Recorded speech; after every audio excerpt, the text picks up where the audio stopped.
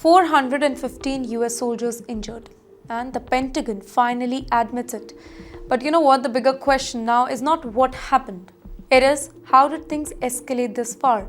Ladies and gentlemen, reports emerging from the Pentagon paint a very disturbing picture. A total of 415 American troops are said to have been wounded in what is being described as Operation Epic Fury. And this is not a single battlefield event. It is a multi-country chain of strikes stretching across the Gulf region. Many Arab countries, including Kuwait, Saudi Arabia, Qatar, UAE and Bahrain, multiple US military installations reportedly came under sustained drone and missile attack.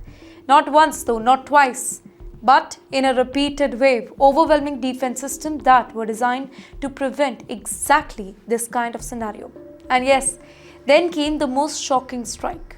At the port of Shuaiba in Kuwait, a drone reportedly broke through the defenses. The result? 6 US soldiers killed instantly. A single moment that turned into a defining flashpoint of this entire escalation. Now elsewhere, at Prince Sultan Air Base in Saudi Arabia, more casualties they were reported. Details remain limited though, but the pattern that is becoming clear.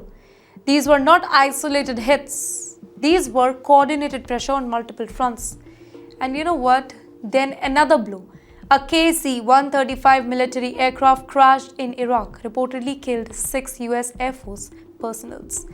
Well, whether linked directly to the enemy fire or any operational failure, investigations are still ongoing, but the timing, that has only deepened the concern. So in total, more than 17 US military sites are said to have been damaged.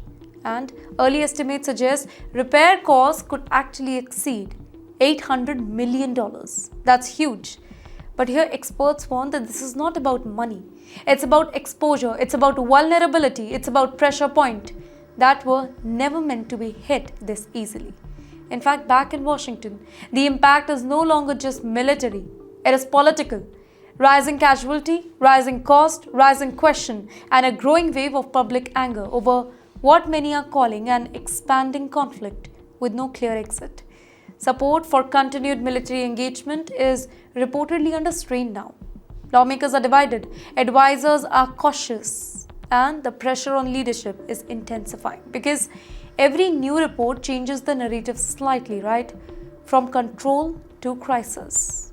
And now the biggest question hanging over Washington is this: is this just a temporary escalation or the beginning of something far more unstable?